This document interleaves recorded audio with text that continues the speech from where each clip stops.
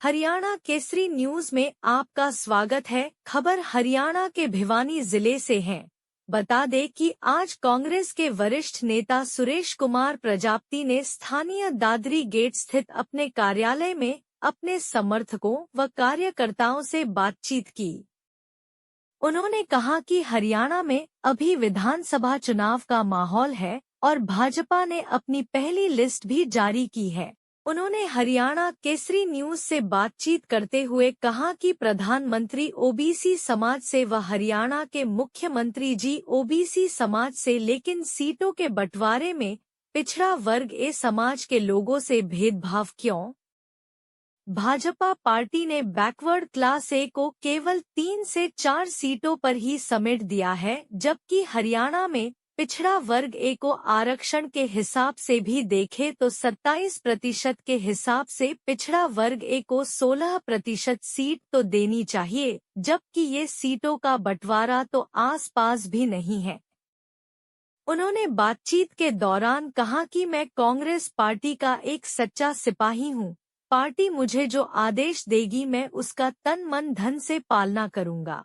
अगर party Bhiwani seat से मेरे ऊपर विश्वास जताती है तो मैं विश्वास के साथ कहता हूं कि भिवानी की सीट कांग्रेस पार्टी की होगी। जब उनसे पूछा गया कि अगर आपको पार्टी टिकट नहीं देती है तो आप क्या निर्दलीय चुनाव लड़ेंगे, इस पर उन्होंने कहा कि मैं कांग्रेस का एक सच्चा सिपाही हूं। निर्दलीय चुनाव न लड़कर के जो भी उम्मीदवार भिवानी सीट से कांग्रेस की टिकट पर चुनाव लड़ेगा मैं उसका तन मन धन से साथ दूंगा। जानिए पूरी खबर। तो प्रधान जी, जो अभी जो सीटों का बंटवारा हो रहा है, जो राजनीतिक पार्टी है जो सीटों का बंटवारा कर रही है, उसमें ओबीसी की भागीदारी आप कहाँ देखते हो? ओबीसी की तो भागीदारी कहीं दिख ही नहीं रही। आप ये देखो कि देश का प्रधानमंत्री भी ओबीसी है और हरियाणा का मुख्यमंत्री भी ओबीसी होते हुए आज इन लोगों ने, भारतीय जनता पार्टी ने 67 सीटों की पहली लिस्ट जारी की है, जिसके अंदर आप देखोगे तो ओबीसी की तो कहीं भागीदारी है ही नहीं। इन लोगों ने जब मंडल कमीशन लागू हुआ उसके अंदर भी कुछ नहीं लेने दिया। वीपी सिंह ने जिस टाइम पे 1992 के अंदर 27% लागू करने की कोशिश की, उस टाइम भी इन्होंने देश के अंदर आग लगा दी। तो ये लोग तो ओबीसी को कुछ देना ही नहीं चाहते। अभी आप ताज़ा घटना देखोगे कि नायब सिंह सैनी ने 2-3 महीने पहले घोषणा की थी कि फर्स्ट और सेकंड क्लास नौकरियों में इनको हम आरक्षण देंगे, इनका बैकलॉग पूरा करेंगे। जितनी भी इन्होंने घोषणाएं करी वो वादे ही तो थे, क्या एक भी उसके ऊपर उनकी अधिसूचना ही जारी नहीं की। वो कह रहे थे भी हम इलेक्शन से पहले अधिसूचना जारी करेंगे। तो ये लोग तो ओबीसी को पागल बना के और सिर्फ एक वोट लेने का काम करते हैं। तो मेरी तो अपने ओबीसी समाज से प्रार्थना है, जो भी राजनीतिक दल हमारा यूज एंड थ्रो करता है उससे बचने का काम करे और अपने वोट का बिल्कुल दिमाग लगा के जो हमारे हक में काम करता हो उसकी तरफ जाएं और जो हमारा यूज एंड थ्रो करता है उसकी तरफ ना जाएं। हरियाणा में आप ओबीसी की कितनी वो मानते हो, कितनी तादाद है, कितनी सीटें मिलनी चाहिए जनगणना के हिसाब से, मतलब जितनी आप गिनती मानते हो? देखो, ओबीसी का आप ये देखो कि 1931 के अंदर अंग्रेजों का जब राज था देश के ऊपर, उस टाइम पे 52% जनगणना के हिसाब से ओबीसी था।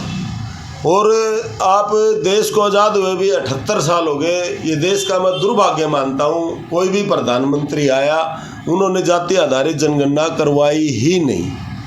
अभी थोड़े दिन पहले बिहार के अंदर नीतीश कुमार जी और तेजस्वी उप मुख्यमंत्री थे, उन्होंने आंकड़े पेश किए तो वहाँ पे हमारे 63% ओबीसी हैं।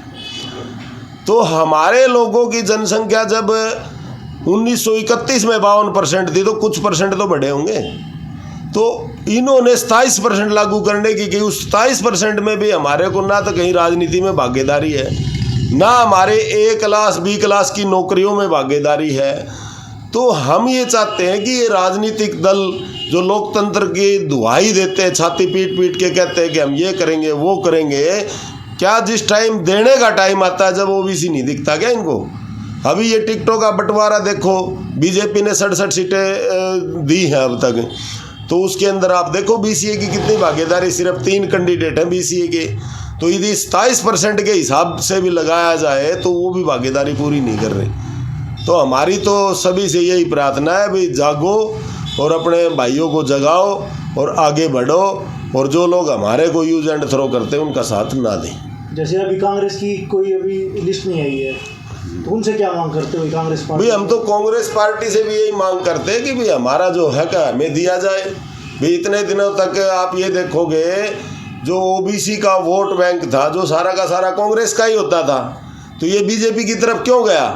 उनको हक नहीं मिले। सबसे ज़्यादा राज तो देश के ऊपर कांग्रेस ने ही किया है, उनका हक नहीं मिला जब इधर गया है ये। यदि कांग्रेस पार्टी ओबीसी को उनका हक देती है तो उनका तो वोट बैंक ये था ही, उनकी तरफ आ जाएंगे सारे लोग, लेकिन हक तो देना पड़ेगा।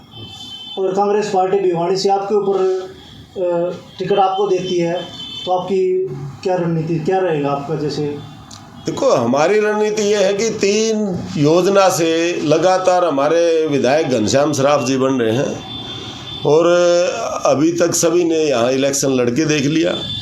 तो हम तो कांग्रेस पार्टी से मांग करते हैं, हमने फार्म भी भर रखा है, लाइन में भी हैं, भी हमारे को भी एक बार मौका देना चाहिए। तो हम दावे के साथ कहते हैं कि सीट निकाल के देंगे उनको। तो सुरेश जी, जैसे कांग्रेस अगर भिवानी से आपको टिकट नहीं देती है तो आपका क्या रुख रहेगा? क्या आप निर्दलीय लड़ेंगे या कुछ आपकी क्या आगे की जो रहेगी आपकी? जो देखो टिकट मांगना सभी का अधिकार है लोकतंत्र के अंदर, और उस अधिकार को ही हमने देखते हुए अपने फार्म भरे थे और कांग्रेस पार्टी से हमने टिकट की मांग की है। यदि मान ले कांग्रेस पार्टी हमारे को किसी कारण से टिकट नहीं दे पाती है तो हम निर्दलीय चुनाव नहीं लड़ेंगे, पार्टी के सच्चे सिपाही बन के काम करेंगे। पार्टी जैसा आदेश करेगी उसको तन मन धन से पार्टी के काम को सींचने का काम करेंगे। भिवानी के अंदर प्रजापति समाज की तादाद बहुत ज़्यादा है, और यहाँ से कोई प्रजापति समाज का कोई कैंडिडेट खड़ा होता है तो आपका क्या रुख रहेगा? क्या आप उसको समर्थन देंगे या क्या आपका वो रहेगा इसके लिए? हम कांग्रेस पार्टी का जो भी कैंडिडेट आएगा उसी का समर्थन करेंगे। मतलब कोई निर्दलीय खड़ा होता है तो आप उसको कोई भी खड़ा हो, निर्दलीय से हमारा कोई लेना देना नहीं है। हमारा काम है पार्टी को सींचना, और पार्टी के सच्चे सिपाही बन के पार्टी का जो भी फैसला होगा हम उस फैसले से सर्वसम्मति से उनसे सहमत रहेंगे। राहुल गांधी जो पैदल यात्रा निकाली थी, तो उसका कितना असर पड़ेगा? जो अभी चुनाव जो होने वाले हैं विधानसभा के, कितना असर पड़ेगा उसके? देखो राहुल गांधी जी अब पहले वाले राहुल गांधी जी नहीं रहे। अब इन्होंने पैदल यात्रा निकाल के देश के अंदर प्रेम के भाव पैदा किए हैं। राहुल गांधी जी हर गरीब आदमी के पास जा रहे हैं, कभी खेत में जा रहे हैं, कभी मोची की दुकान पे जा रहे हैं, कभी कुम्हार के चाक पे जा रहे हैं, और उन्होंने संसद के अंदर भाषण भी दिया है, संसद के अंदर बोले भी हैं कि भी हम ओबीसी का ख्याल करेंगे। तो आज से पहले किसी भी प्रधानमंत्री ने ऐसा नहीं कहा। और दूसरा नंबर हमारे हरियाणा से अपने देवेंद्र हुड्डा जी हैं, उन्होंने भी स्पेशल कहा है कि हम बीसीए का ध्यान करेंगे। तो हम तो पार्टी से यही करते हैं, वे उम्मीद रखते हैं कि जो भाषणबाजी हो रही है उसके ऊपर थोड़ा सा गौर भी करें, और पार्टी जो भी फैसला लेगी हम उनके साथ रहेंगे।